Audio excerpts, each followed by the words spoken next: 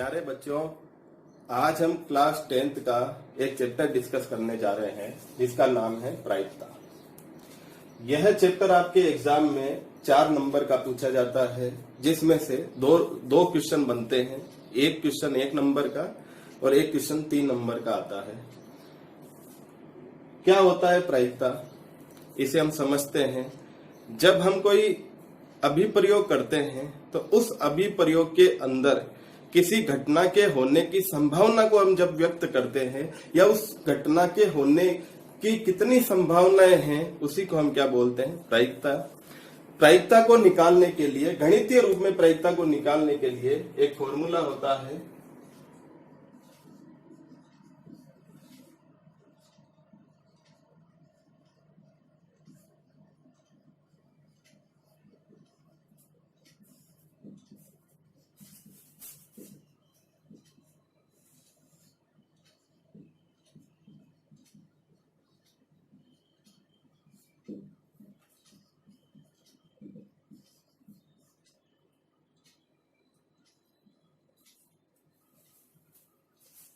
प्रायिकता का ये फॉर्मूला है। किसी घटना की आपको प्रायिकता निकालनी है तो उसका फॉर्मूला है अनुकूल परिणामों की संख्या बटा कुल परिणामों की संख्या। इंग्लिश में प्रायिकता को प्रोबेबिलिटी कहते हैं, तो ये प्रोबेबिलिटी का सिंबल है P। जिस घटना की आपको प्रायिकता निकालनी है उसे यहाँ कोष्टक के अंदर लिखते हैं। इंग्लिश में घटना को इवेंट बोलते हैं, इसलिए जिस भी घटना की आपको प्रायिकता निकालनी है उस घटना के अनुकूल जो परिणाम है उनकी संख्या को आपको अंश में रखना है और कुल परिणामों की संख्या को आपको हर में रखना है। जैसे एक सिंपल क्वेश्चन करते हैं।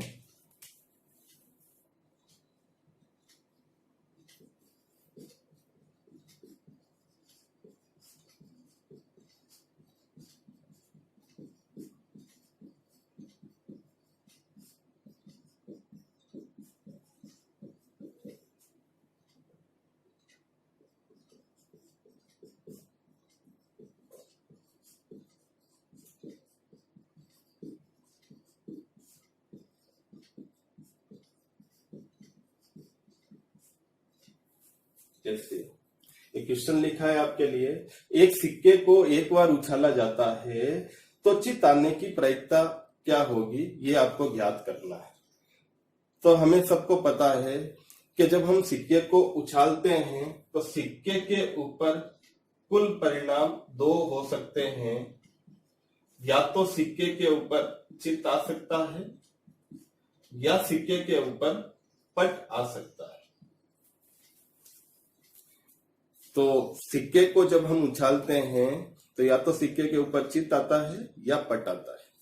चित को आप हेड से H से डिनोट कर सकते हैं और पट को आप T से डिनोट कर सकते हैं।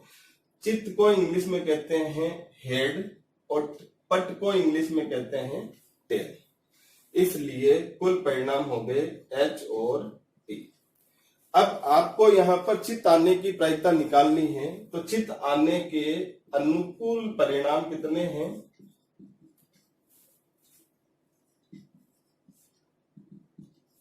केवल 1 दिख रहा है। अनुकूल परिणाम कितने हैं? या तो H ही आएगा।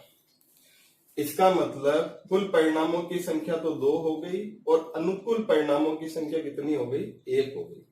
तो अब आप यहाँ पर सूत्र लिख सकते हैं। तो एक चित आने की प्रायिकता क्या हो जाएगी? अनुकूल परिणाम 1 बटा कुल परिणाम 2। इस प्रकार एक सिक्के को जब आप उछालते हैं तो चित आने की प्रायिकता क्या प्राप्त हो गई? 1 बटा 2। इसी प्रकार अगर आपको ये पूछा जाता कि पट आने की प्रायिकता क्या होगी, तो पट आने के अनुकूल परिणाम है 1 बटा कुल परिणाम है 2। तो इस प्रकार वो भी प्रायिकता कितनी होती? 1 बटा 2। तो जब हम किसी घटना के संभावित घटने के बारे में संभावनाएं व्यक्त करते हैं, उसी हम क्या कहते हैं? प्रायिकता कहते हैं। आगे हम देखते हैं कि प्रायिकता में और क्या थ्योरी बनती है। तो प्रायिकता का जो मान होता है वो हमेशा 0 और 1 के बीच में होता है। मतलब सबसे न्यूनतम प्रायिकता का मान 0 होगा और अधिकतम प्रायिकता का मान 1 हो सकता है। इसका मतलब प्रायिकता का मान 0 और 1 के बीच में होता है। तो जब प्रायिकता का मान 0 होता है, प्रायिकता का मान जब 0 होता है, ऐसी घटना को हम क्या बोलते हैं? असंभव घटना बोलते हैं। और जब प्रायिकता का मान 1 होता है, उसे हम कहते हैं निश्चित घटना। इसे हम एक उदाहरण से समझते हैं। जैसे मेरे पास में एक थैली है, थैली में 10 नारंगी की टोपी डाल रखी है। अब मैं आपको कहता हूं कि उस थैली में से एक आम की गोली निकालने की प्रायिकता ज्ञात करिए, तो आप निश्चित रूप से आप ये कहेंगे कि ये असंभव घटना है, क्योंकि जब सारी टोपी नारंगी की डाल रखी है तो उसमें कोई भी आम की निकलने की संभावना कितनी है? 0 है। इसलिए ये घटना कैसी है? असंभव घटना है। असंभव घटना की प्रायिकता क्या होती है? 0 होती है। अब अगर मैं आपको कहूं कि उस थैली में नारंगी की टोपी निकालने की प्रायिकता क्या होगी, तो आप निश्चित रूप से कहोगे कि निश्चित रूप से सारी टोपी जब नारंगी की है तो नारंगी की टोपी निकालने की प्रायिकता यह निश्चित घटना के अंतर्गत आएगी। इसका मतलब इस बात की प्रायिकता कितनी हो जाएगी? 1 हो जाएगी। आप ये काम ये सूत्र लगा के भी कर सकते हैं या सीधा भी कर सकते हैं। इसका मतलब ऐसी घटना जिसकी प्रायिकता 0 होगी उसे असंभव घटना कहते हैं, और ऐसी घटना जिसकी प्रायिकता 1 होगी उसको क्या कहते हैं? निश्चित घटना कहते हैं।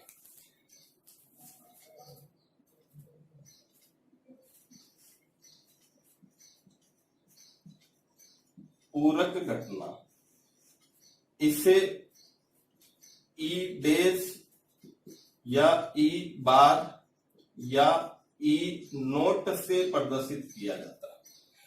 तो जब हम किसी घटना के नई घटने के होने की प्रायिकता निकालते हैं तो उसे क्या कहते हैं? ई की पूरक घटना कहते हैं। इसे हम ई डेश या ई बार या ई नोट से प्रदर्शित करते हैं। जैसे मैं अगर आपको यहाँ पर यह सवाल पूछूं कि एक सिक्के को जब आप उछालते हैं तो चित्त नहीं आने की प्रायिकता क्या होगी? अभी बोल रहा हूं मैं, जब आप सिक्के को उछालते हैं तो चित्त नहीं आने की प्रायिकता क्या होगी? तो जब मैं इसका मतलब चित्त नहीं आना, चित्त आने का क्या हो गया? एक पूरक घटना हो गई। इसे हम ई बार से प्रदर्शित करते हैं। तो किसी घटना के होने की और किसी घटना के ना होने की प्रायिकता का जो योग जो है वो 1 होता है। तो जब भी हमें कभी नहीं होने की प्रायिकता निकालनी हो तो ये चीज को इधर भेजेंगे तो फॉर्मूला बनेगा 1 माइनस पी ऑफ ई। इसका मतलब किसी घटना के नहीं होने की प्रायिकता बराबर 1 माइनस होने की प्रायिकता। किसी घटना के नहीं होने की प्रायिकता बराबर 1 माइनस उस घटना के होने की प्रायिकता। एक उदाहरण देखते हैं इसके ऊपर। यदि P ऑफ E बराबर 0.95 हो तो P ऑफ E बार ज्ञात कीजिए। आपको दे रखा है प्रश्न में, यदि किसी घटना के होने की प्रायिकता अगर 0.95 हो तो उस घटना के नहीं होने की प्रायिकता क्या होगी? तो ऊपर फॉर्मूला लिख रखा है कि किसी घटना के नहीं होने की प्रायिकता 1 माइनस होने की प्रायिकता। तो 1 माइनस 0.95 करेंगे तो आपको क्या मिलेगा? 0.1 में से 0.95 को जब आप घटाएंगे तो क्या आंसर आएगा? 0.05। तो एक बार और देखते हैं। प्रायिकता का सूत्र होता है अनुकूल परिणामों की संख्या बटा कुल परिणामों की संख्या। एक क्वेश्चन है, एक सिक्के को अगर आप एक बार उछालते हैं तो चित्त आने की प्रायिकता क्या होगी? तो एक सिक्के को जब आप उछालते हैं तो कुल परिणाम होते हैं 2। चित्त होने के अनुकूल परिणाम कितने हैं? 1। प्रायिकता का सूत्र लगा के आप क्या करोगे? अनुकूल परिणामों की संख्या 1 है और कुल परिणामों की संख्या कितनी है? 2। अगला पॉइंट है कि प्रायिकता का मान हमेशा 0 और 1 के बीच में होता है। 0 भी हो सकता है और 1 भी हो सकता है। तो सबसे न्यूनतम मान 0 होता है। 0 उस घटना की प्रायिकता होती है वो जो असंभव होती है। असंभव घटना की प्रायिकता जो है उसका मान होता है 0 और निश्चित घटना की प्रायिकता होती है 1। तीसरा है पूरक घटना। पूरक घटना का मतलब है कि किसी घटना के नहीं होने की प्रायिकता। जब भी आपको किसी घटना के नहीं होने की प्रायिकता निकालनी हो तो उसे हम ई नोट, ई बार या ई डैश से प्रदर्शित करते हैं। और किसी घटना के होने की प्रायिकता और ना होने की प्रायिकता का योग हमेशा 1 होता है। तो जब हमें कभी किसी घटना के ना होने की प्रायिकता निकालनी हो तो क्या हो जाएगा, 1 माइनस होने की प्रायिकता। और ऐसा क्वेश्चन बोर्ड में 1 मार्क्स का पूछा जाता है, किसी घटना के होने की प्रायिकता दे रखी है और नहीं होने की पूछी है, तो ये सूत्र लगा के हम आसानी से ये ज्ञात कर सकते हैं। अब प्रायिकता के अंदर ज्यादातर क्वेश्चन 3 प्रकार के पूछे जाते हैं। एक तो सिक्कों के ऊपर, एक पासे के ऊपर और एक ताश के ऊपर। तो प्रायिकता संबंधी जो क्वेश्चन है वो इन्हीं 3, ज्यादातर 80% क्वेश्चन इन्हीं के ऊपर होते हैं। तो हम इनकी थ्योरी को हम एक साथ देख लेते हैं।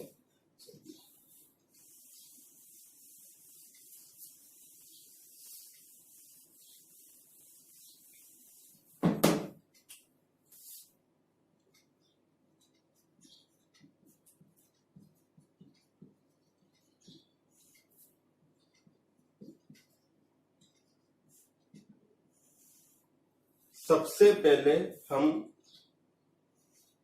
सिक्कों संबंधित परिणाम देखते हैं।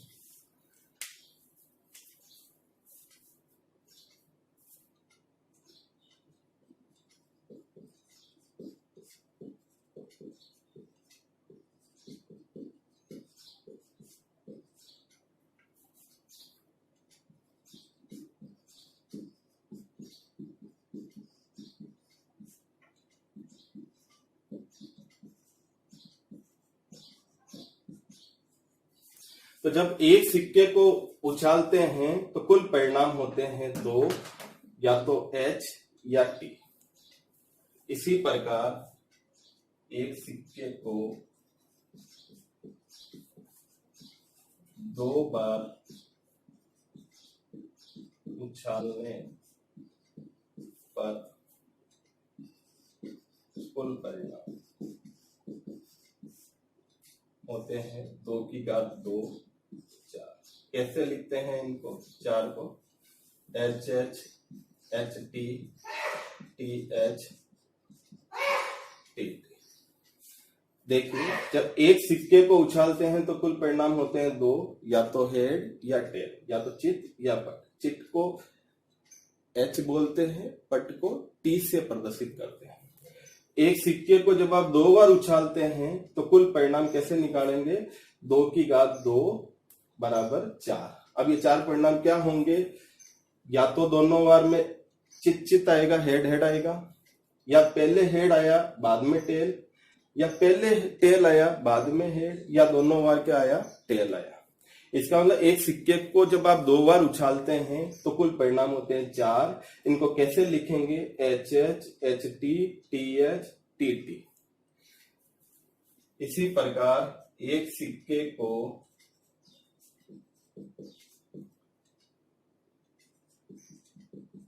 3 बार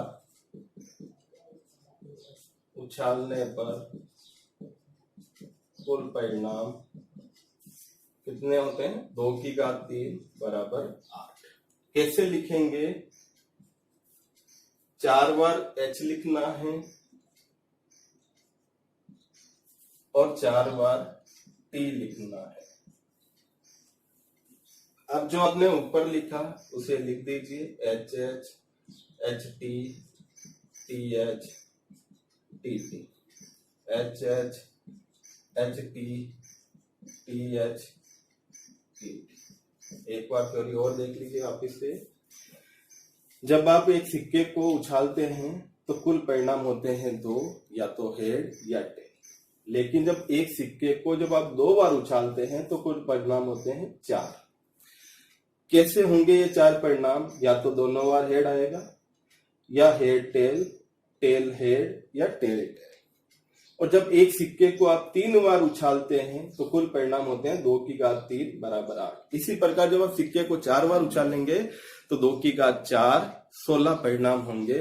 10वीं के बेस पर 4 बार उछालने का क्वेश्चन नहीं आता है, 3 बार उछालने का क्वेश्चन आता है। तो ये जब आप एक सिक्के को 3 बार उछालते हैं तो कुल परिणाम होते हैं 8। कैसे लिखना है इनको? 4 बार H लिखना है, 4 बार T लिखना है, उसके बाद में HH, HT, TH, TT, HH, HT, TH, TT।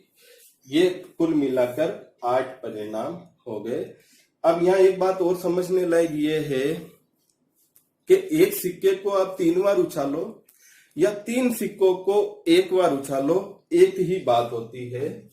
तो यही आपको परिणाम लिखने हैं। यहां पर 3 सिक्कों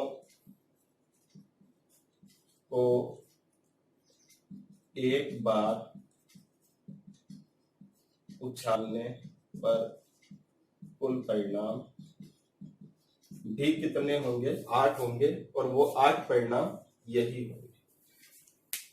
और 2 सिक्कों को 1 बार उछालते हैं तो भी यही 4 परिणाम होंगे। तो सिक्कों संबंधित अगर क्वेश्चन आता है तो आपको कुल परिणाम क्वेश्चन आंसर के अंदर आपको शो करना पड़ेगा। तो जब आप 1 बार उछालते हैं तो कुल परिणाम 2 होंगे, जब आप 2 बार उछालते हैं तो कुल परिणाम 4 होंगे, और जब आप 3 बार उछालते हैं तो कुल परिणाम कितने होंगे? 8 होंगे। इनसे संबंधित जो क्वेश्चन है वो हम एक्सरसाइज में देखेंगे। अब हम नेक्स्ट थ्योरी स्टार्ट करते हैं पासे के ऊपर।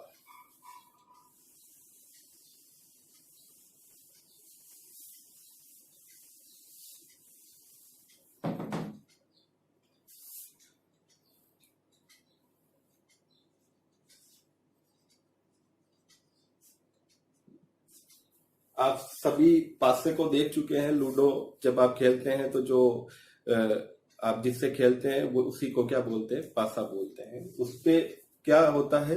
1 से लगा के 6 तक नंबर होते हैं पासे के ऊपर।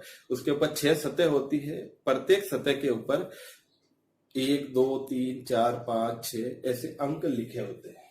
तो जब आप एक पासे को उछालने पर कुल परिणाम 6 की घात 1 बराबर 6। तो जब आप एक पासे को उछालते हैं तो कुल परिणाम होते हैं 6। क्या होंगे ये 6 परिणाम? या तो 1 आएगा, या 2 आएगा, या 3 आएगा, या 4 आएगा, या 5 आएगा, या 6 आएगा। इसका मतलब जब एक पासे को उछालते हैं तो कुल परिणाम 6 होते हैं। 1, 2, 3, 4, 5, 6। कुछ उदाहरण देखते हैं इसके ऊपर। आपने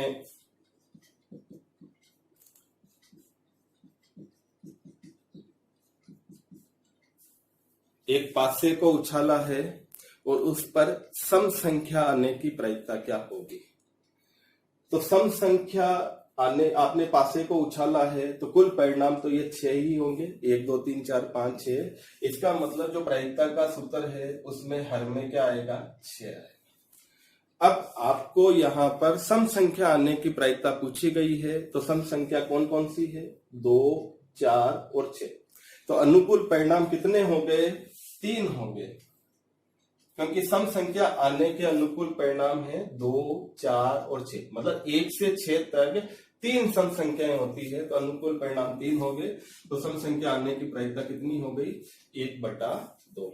इसी प्रकार आपको पूछे प्रायिकता पूछे 4 से बड़ा अंक, तो 4 से बड़ा अंक आने की प्रायिकता क्या होगी? तो 4 से बड़ा अंक कौन कौन सा है? या तो 5 है या 6 है। तो अनुकूल घटनाएं कितनी हो गई? 2 बटा कुल घटनाएं कितनी हो गई? 6, 1/3। इसी तरह से कुछ और क्वेश्चन हैं, जब हम एक्सरसाइज करेंगे तो वहां देखेंगे।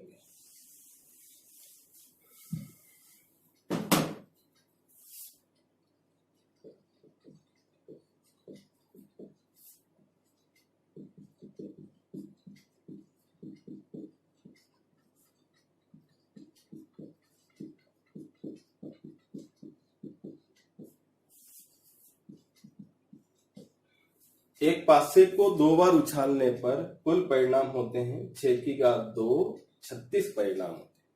या 2 पासों को एक बार उछालते हैं तो भी यही बात है, एक ही बात है।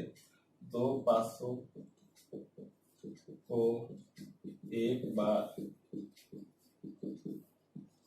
उछालने पर कुल परिणाम इतने ही होंगे 36। अब इन परिणामों को आपको कैसे व्यक्त करना है, वो व्यक्त करना आपको आना चाहिए। तो लिखते हैं, पहले पासे के ऊपर 1 2 3 4 5 6 आ सकते हैं। दूसरे पासे के ऊपर 1 2 3 4 5 6 आ सकते हैं। ये पहला पासा है, ये दूसरा पासा है। या ये पहली बार उछाला वो चीज है और जब दूसरी बार उछाला वो ये है। तो क्या क्या परिणाम हो सकते हैं? 36 परिणाम कैसे लिखने हैं आपको? पहले बार में 1 आया, दूसरी बार में भी 1 आया। 1 2 1 3 1 4 1 5 1 6 2 1 2 2 2 3 2 4 2 5 2 6 3 1 3 2 3 3 3 4 3 5 3 6 4 1 4 2 4 3 4 4 4 5 4 6 5 1 5 2 5 3 5 4 5 5 5 6 1 6 2 6 3 6 4 6 5 6। इस प्रकार आपको एग्जाम में जब एक पासे को 2 बार उछाला जाता है तो ये टेबल आपको वहां बनानी है। 6 2 का मतलब है जब आपने पहली बार उछाला तो 6 आया, दूसरी बार उछाला तो 2 आया। तो जो यहाँ पर लिखे हुए अंक हैं वो पहले लिखना है, जो ऊपर अंक लिखे हैं वो बाद में लिखना है। अब जब 2 बार आप उछालते हैं तो किस तरह के क्वेश्चन पूछे जाते हैं वो देखते हैं।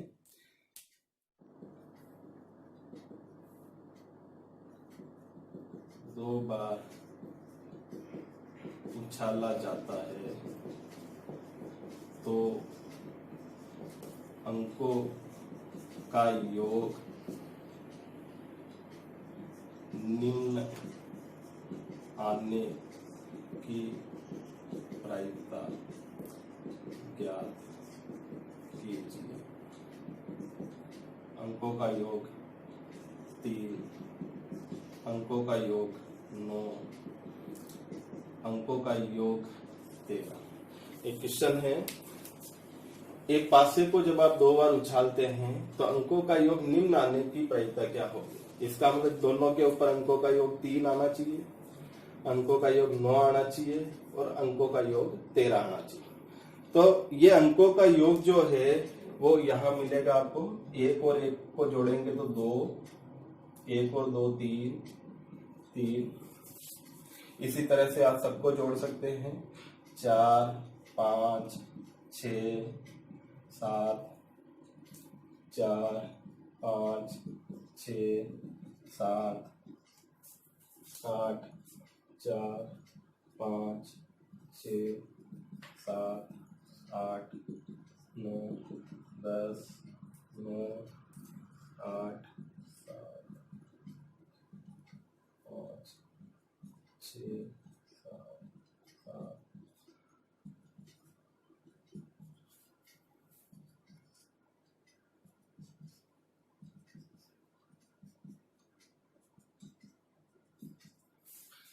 तो आपको पहला क्वेश्चन पूछा है अंकों का योग 3 आने की प्रायिकता क्या होगी। तो आपको कोई भी योग पूछे वो आपको विकर्ण के अनुसार देखना है। तो अंकों का योग 3 जो है वो यहां आ रहा है, अंकों का योग 3। तो प्रायिकता का फॉर्मूला है अनुकूल परिणाम बटा कुल परिणाम। तो अनुकूल परिणाम कितने हो गए, 1 2 बटा कुल परिणाम कितने हैं, तो जब आपने पासे को 2 बार उछाला है तो कुल परिणामों की संख्या कितनी है, 36। तो जब आप इसे सोल्व करेंगे तो क्या आएगा, 1/18। इसी प्रकार जब आप पासे को 2 बार उछालेंगे तो अंकों का योग 9 आने की प्रायिकता कहाँ मिलेगी आपको, या विकर्ण में मिलेगी। ये देखिए अंकों का योग 9 आने की प्रायिकता। तो अनुकूल परिणाम कितने हो गए, 9 आने के अनुकूल परिणाम 1 2 3 4, तो 4/36, 1/9। इसी प्रकार तीसरा क्वेश्चन है कि अंकों का योग 13 आने की प्रायिकता। अब आप देखते हैं कि पासे के ऊपर अधिकतम, ये 2 पासों के ऊपर, एक पासे के ऊपर अधिकतम अंक 6 होते हैं, तो दोनों के ऊपर 6 और 6 12, अधिकतम योग 12 हो सकता है, तो 13 आएगा ही नहीं। इसका मतलब ये क्या है, एक अनिश्चित घटना है। तो प्रायिकता का सूत्र लगाइए, अनुकूल परिणाम 0 बटा कुल परिणाम 36। प्रायिकता कितनी आ गई, 0। एक बार वापिस देखते हैं पासे संबंधित थ्योरी को। एक पासे को जब आप उछालते हैं तो कुल परिणाम होते हैं 6, 1 2 3 4 5 6। इसका मतलब आपको जब भी एक पासे को एक बार उछालने का क्वेश्चन आए तो आपको कुल परिणाम हमेशा कितने होंगे, 6 होंगे। और जब एक पासे को जब आप 2 बार उछालेंगे तो कुल परिणाम कितने होंगे, 36 होंगे। ये आपको टेबल बनानी है और उसके बाद में इस टेबल के ऊपर कैसे क्वेश्चन पूछे जाएंगे। एक पासे को 2 बार उछाला जाता है तो अंकों का योग 5 आने की, अंकों का योग 10 आने की, तो ये आप टेबल बना के विकर्ण के अनुसार अनुकूल परिणामों को जब आप गिनोगे और फिर सूत्र लगा के आप आसानी से क्वेश्चन का उत्तर दे सकते हैं। तीसरे तरह की थ्योरी है ताश के ऊपर। ताश में कुल पत्ते होते हैं 52। ये 52 पत्ते 2 तरह के होते हैं, आधे काले होते हैं और आधे लाल होते हैं। तो लाल रंग के 26 पत्ते होते हैं और काले रंग के 26 पत्ते होते हैं। सबसे पहले तो यही क्वेश्चन आता है कि ताश में लाल रंग का पत्ता आने की प्रायिकता क्या होगी। तो प्रायिकता का सूत्र होता है अनुकूल परिणाम बटा कुल परिणाम। तो लाल रंग के टोटल कितने पत्ते हैं, 26। तो अनुकूल परिणाम हो गए 26 बटा कुल परिणाम है 52, 1/2। अब लाल में भी 2 तरह के होते हैं पत्ते,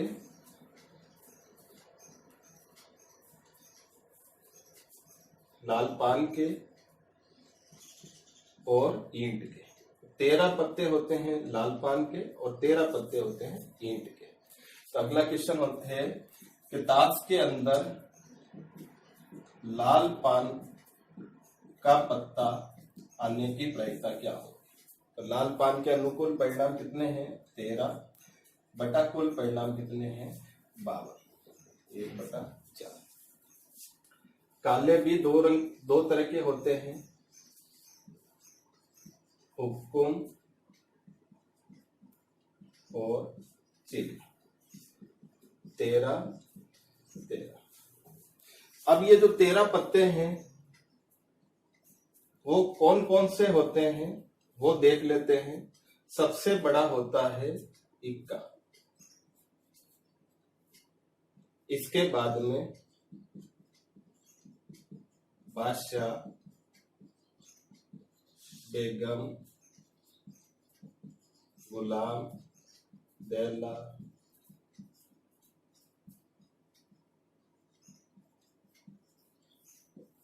इस तरह से ये 13 पत्ते होते हैं। तो कुछ क्वेश्चन देखते हैं इनके ऊपर। ये 13 के 13 पत्ते जो है वो लाल पान के भी होते हैं, ईंट के भी होते हैं, हुक्म के भी होते हैं और चिड़िया के भी होते हैं। तो क्वेश्चन देखते हैं, ताश में बेगम आने की प्रायिकता क्या होगी। ताश में बेगम है कितनी, 1 2 3 4, तो 4/52, 1/13। अगला क्वेश्चन,